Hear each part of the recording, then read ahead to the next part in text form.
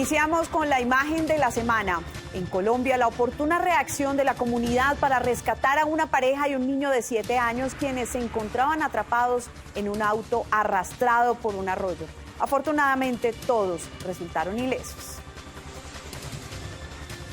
Bienvenidos a una nueva emisión de América 360. Soy Amanda Bella y los saludo hoy con las 5 noticias más importantes en Latinoamérica. En Perú, la inflación es la más alta en 26 años. El combustible y los alimentos han incrementado su valor hasta en un 20%. En Paraguay, el gobierno derogó el decreto que declaraba la emergencia sanitaria en ese país.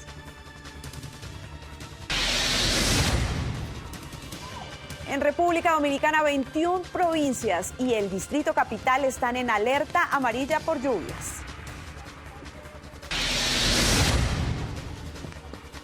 Y en Venezuela rompen el récord Guinness de la línea de chocolate más larga del mundo. La Corte Internacional de La Haya consideró que Colombia violó la soberanía y jurisdicción de Nicaragua al autorizar actividades de pesca en su territorio marítimo. Pidió cesar de forma inmediata su conducta.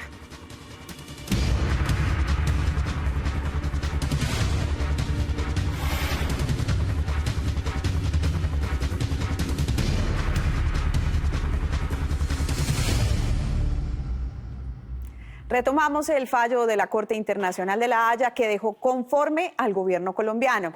Este fallo determinó que Colombia violó los derechos soberanos y jurisdiccionales de Nicaragua al expedir permisos de pesca en su zona económica. También decidió que no concedía ni quitaba territorio marítimo a Colombia y Nicaragua.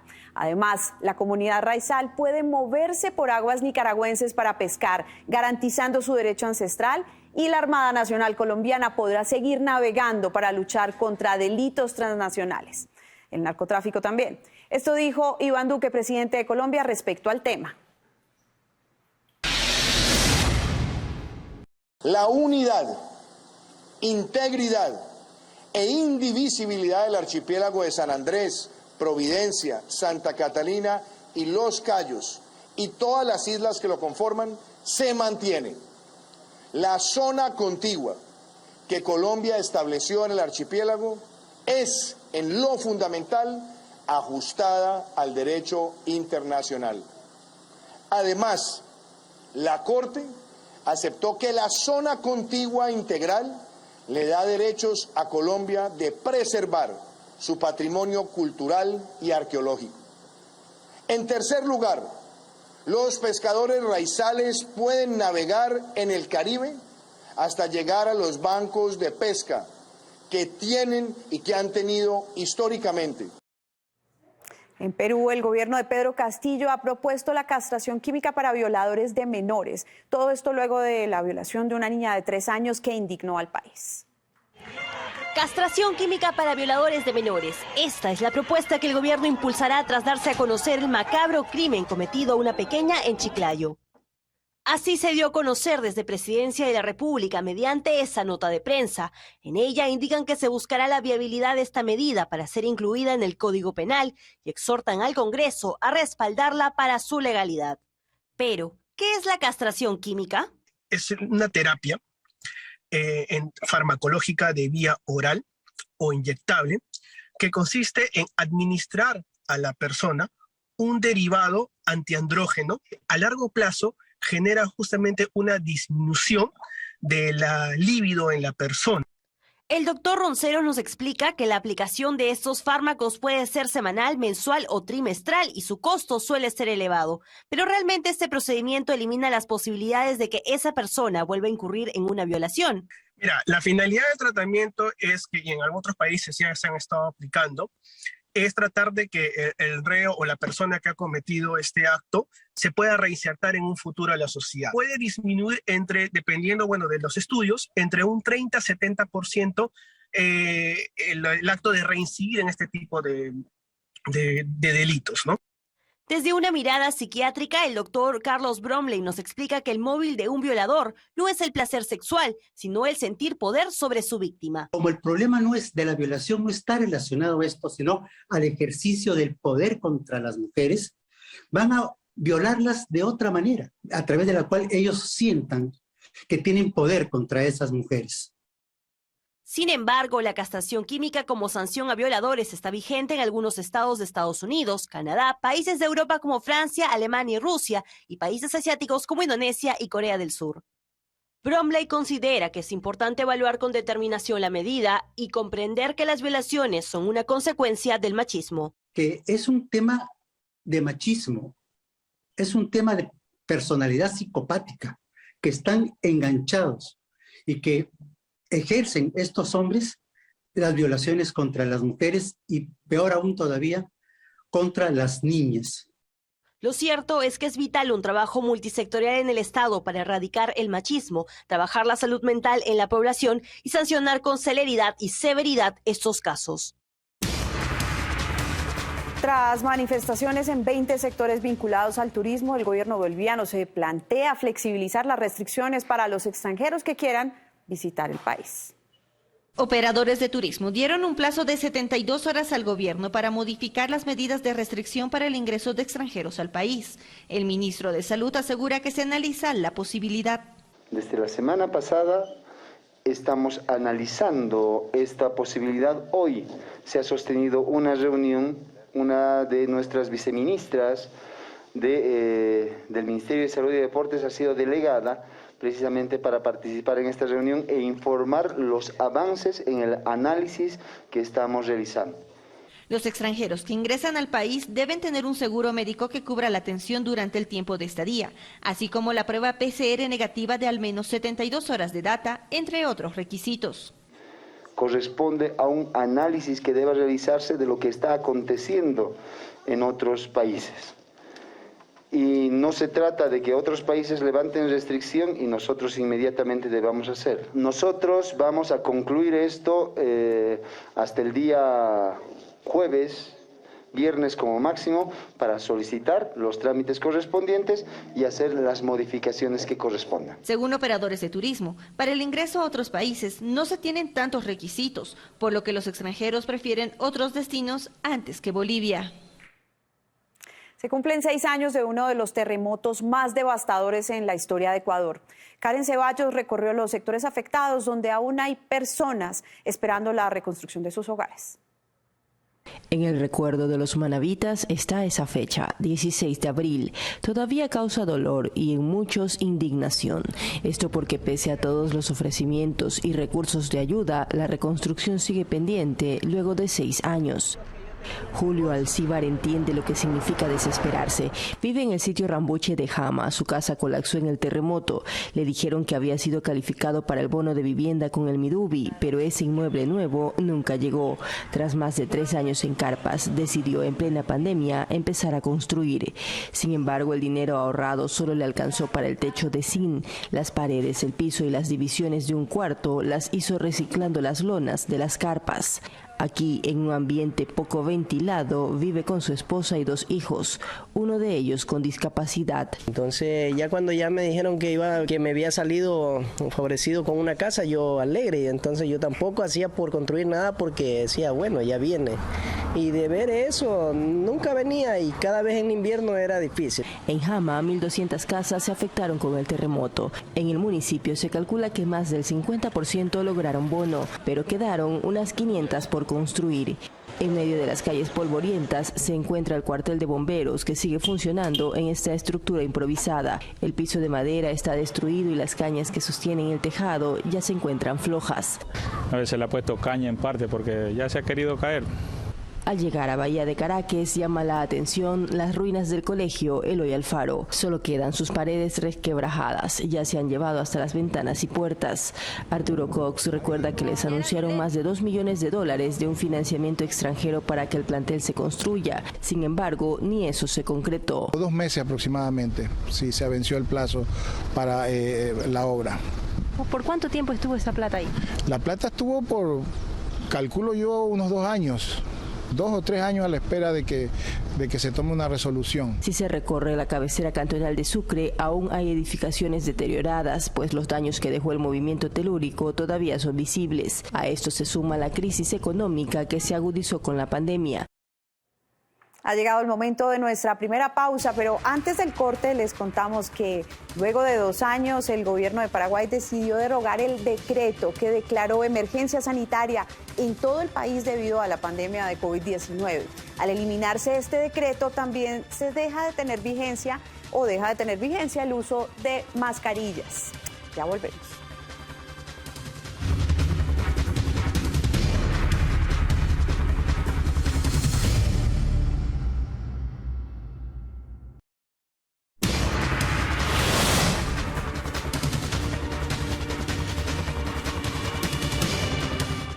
Gracias por continuar con nosotros en América 360. El asesinato de una mujer de 27 años en República Dominicana conmocionó a la isla. Las cifras de feminicidios se elevaron a 6 en tan solo una semana. Y ella le decía, por favor, no me mate, que no sé con quién voy a dejar a mi niño, por favor. Fueron las últimas palabras de Rosalinda Luciano, de 27 años, quien de acuerdo con sus familiares fue abatida por su agresor la mañana del lunes luego de una discusión entre ambos. Apuñalada limpia. Él la trancó en el baño y ahí se la comió. Cuando él llega, abre la puerta, entra. Le dice, Dania, desbloquéame el celular. ¿Por qué tú no quieres estar conmigo? Tú no me quieres, tú tienes otro hombre. ¿Por qué tú no quieres estar conmigo? Dime. Por el crimen que ha consternado a toda la comunidad de Valiente en Boca Chica, parientes y amigos de la víctima claman a las autoridades dar con el paradero de Cristian Mata, quien emprendió la huida. ¡Ay, la muchachita luchadora y trabajadora, Dios mío! A la primera dama que hagan algo, que ese perro está suelto, no lo han agarrado. De acuerdo con familiares, hacía solo 6 meses que la joven compartía hogar con su victimario. Con el asesinato de Rosalinda Luciano, la más pequeña de 10 hermanos, suman 6 las mujeres víctimas de violencia de género asesinadas en menos de una semana. El pasado jueves en Santo Domingo Este, un hombre mató de varias puñaladas a su ex suegra. La noche del sábado santo, la muerte tocó la puerta de otra familia en San Cristóbal, donde un adolescente de 15 años perdió la vida de un disparo que le propinó su pareja sentimental. Otro caso de violencia fue el que se registró en Sosúa, Puerto Plata, donde la madrugada del domingo de resurrección un hombre le quitó la vida a su pareja y a la madre de esta. En el transcurso del domingo santo, otro hombre le arrebató la vida a su pareja, un adolescente de apenas 16 años, en el municipio de Altamira. Carolina Oleaga, Noticias, SIN. Autoridades de seguridad hondureñas y miembros de la DEA de los Estados Unidos han reunido y se han visto en varias ocasiones para definir el plan de extradición del expresidente Juan Orlando Hernández. Conozca las 2 opciones que se manejan. Las autoridades de seguridad del país y agentes de la Agencia Antidrogas de los Estados Unidos han sostenido varias reuniones para definir el protocolo a seguir para la entrega del expresidente Juan Orlando Hernández a la justicia de los Estados Unidos. Hay 2 planes, hay un plan A y un plan B, que es un plan alterno. Esto a consecuencia de las reuniones que se han tenido con la DEA también, que ellos desde ya hace varias semanas están acá y son muy meticulosos en este procedimiento y quieren que se logre a la perfección. Se conoció de forma extraoficial que las autoridades de seguridad del país con sus homólogos estadounidenses han definido 2 opciones para el traslado del expresidente Juan Orlando Hernández, entre estas que saldría directamente en un helicóptero Black Hawk blindado de la Armada estadounidense desde la Fuerza de Operaciones Especiales rumbo a Palmerola. Ahí será esperado por un avión especial de la justicia norteamericana con dirección al estado de Nueva York, donde es acusado por el delito de tráfico de drogas. Déjeme decirle que las estadísticas lamentablemente no le favorecen al señor Hernández y estas fiscalías especiales o fiscalías federales con este tipo de delitos son severas. De igual forma el juez que ha conocido la mayor parte de estos juicios, el señor Kevin Caster, en el caso de que no pudieran recusarlo para que conozca, dado que él ya tiene un criterio debido a que ya juzgó a su hermano y lo ha mencionado el señor Hernández en reiteradas ocasiones, prácticamente sería una condena anunciada por parte de este tribunal. La extradición del expresidente Hernández Alvarado estaría programada más tardar el viernes de la presente semana, horas que de una u otra forma impactan en el ánimo mental del exgobernante hondureño, sostienen expertos. La persona pues entra en una etapa de tristeza, desesperanza, frustración, ansiedad. Pues eso no significa estar preparado. Más que todo, esa incertidumbre es una invasión de pensamientos que son bastante negativos, irracionales. Para otros, las acusaciones de la Fiscalía del Distrito Sur en Nueva York contra el exmandatario hondureño no son fáciles de revertir. La única forma de reducir la pena es aceptar los cargos que se le imputan y colaborar con la justicia de aquella nación. De lo contrario, cárcel de por vida le espera. Momento de nuestra segunda pausa, pero antes vean el dulce récord Guinness que obtuvo la población de Capirito en Venezuela. Se trata de la línea de barras de chocolate más larga del mundo. Participaron 607 personas para colocar 4.289 barras de chocolate en una línea de 854 metros que se extendió por toda la avenida Nueva Jerusalén. Ya regresamos.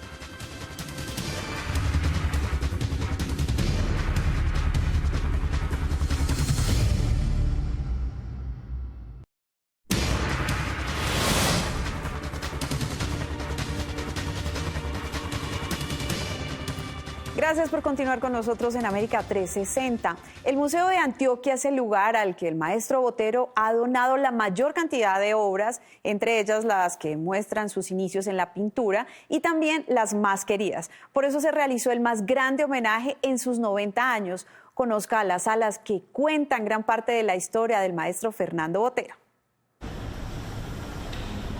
El Museo de Antioquia guarda los tesoros más preciados de Fernando Botero. Aquí se puede sentir la intensa relación del artista con su ciudad, porque aunque no vive en ella desde los años 50, dejó el registro de su obsesión por pintarla desde cada ángulo de sus recuerdos. Él ha incidido directamente sobre la historia de esas instituciones y donde esto se ve más claramente y también se ve con mayor fuerza y potencia es en el mismo museo, en donde ha estado haciendo donaciones desde la década de los 70 hasta el 2013, inclusive hasta la actualidad. Este es el paisaje de Fiesole, la primera obra de Fernando Botero que ingresó en 1954 a la colección del entonces llamado Museo de Arte de Medellín Francisco Antonio Sea, realizada en acuarela y adquirida por la Sociedad de Mejoras Públicas de Medellín. Sin embargo, el museo no contaba con una obra que mostrara la volumentaria que le dio el reconocimiento internacional a Botero, por lo que el artista decidió donar su primera obra de reconocimiento, el óleo ex voto, en 1975, con la que participó en la Segunda Bienal de Arte de Coltejer. Esta es una obra que trae a ese momento un rol importante que tuvo la pintura y el arte, un rol social. Esto es un ex voto, o está hecha a la manera de los ex votos para dar gracias por un favor, por un milagro. Entonces, lo simpático es que Botero participa en la Bienal, en el concurso de esa Bienal con esta obra, y en la obra él le está dando gracias a la Virgen por ganarse el primer premio de la Bienal. En este recinto de arte de Medellín también reposa la obra más íntima y querida del pintor, en la que plasma la imagen viva del duelo por la pérdida de su hijo menor en un accidente de tránsito en Madrid. Pedro, su cuarto hijo, murió en un accidente de tránsito cuando tenía 4 años. En ese accidente, Botero, tratando de salvarlo, pierde un dedo, el niño fallece entonces trágicamente, y esta obra es la primera obra que Botero hace luego de recuperarse física y anímicamente de toda esta tragedia. Una de las condiciones para que Botero donara esta obra al Museo de Antioquia fue que la sala donde iba a reposar se llamara como su hijo, Pedrito Botero. Y que esa obra esté en el Museo de Antioquia es muy significativo, inclusive para él, y lo ha dicho en distintas entrevistas, es su obra más importante. En el museo hoy reposan 189 obras de Fernando Botero, de las cuales 187 son donadas. El artista se ha caracterizado por crear todo un universo con sus personajes exuberantes. Allí Se puede apreciar sus bodegones, sus personajes de tauromaquia, momentos que registran la historia de Colombia, los lugares preferidos incluso de su juventud. Otras están inspiradas en artistas legendarios y muchas con ese toque de humor, ironía, crítica y denuncia. Hay tres grandes técnicas que el maestro ha utilizado, que son el dibujo, pinta con lápiz, con carboncillo, con oleopastel, y en el óleo sobre lienzo, que es su técnica reina, también hace acuarela sobre papel, y en la escultura ha hecho bronce, ha hecho resina epoxi, que es una resina sintética, y ha trabajado el mármol. Esta guitarra en particular me parece importante resaltarla porque es precisamente dibujando una guitarra como él, a través de estos cambios de escala, por ejemplo aquí, o como podemos ver en el aparente volumen exagerado de la obra, es donde se entiende precisamente ese juego visual y plástico que nos plantea con sus obras, en donde las dimensiones de los personajes están alteradas. El mural Escena con jinete corresponde a los años de la búsqueda del volumen. Es el primer fresco que el maestro hizo en 1960 en la sede de un banco en el centro de Medellín. Mide 9 metros de largo por 2.5 de ancho. Con el paso del tiempo, el mural quedó atrapado en medio de la transformación urbana y corría el peligro de ser destruido por la humedad. 60 años después, fue rescatado y ahora también hace parte de la colección del Museo de Antioquia. En este museo está el Medellín de los recuerdos de antaño de Fernando Botero. Por eso este lugar siempre está en su agenda cuando visita la ciudad. Es su casa, es el lugar donde nació y también es la ciudad que a él le duele por la violencia, por su compromiso familiar, espiritual. Él se siente de acá, es tan antioqueño como cualquiera de nosotros, así no viva en esta ciudad desde hace muchas décadas, pero su compromiso vive y queda para siempre puesto en el Museo de Antioquia.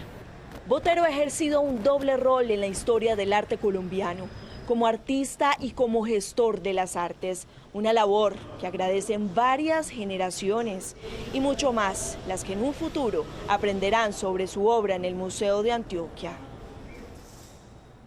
Hasta aquí América 360. Recuerden que pueden seguirnos a través de nuestras cuentas en Instagram y Twitter como América 360 TV. Nos vemos en una próxima emisión.